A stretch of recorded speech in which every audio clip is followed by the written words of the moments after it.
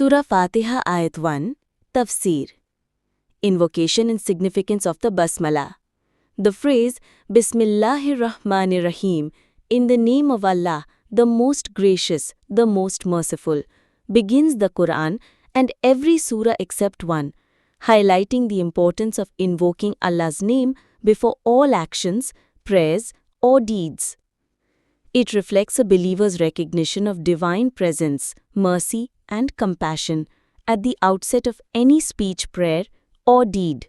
Understanding the divine names.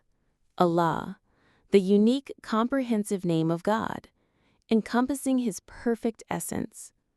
Al-Rahman, the most gracious, emphasizes boundless divine grace and kindness extended to all creation.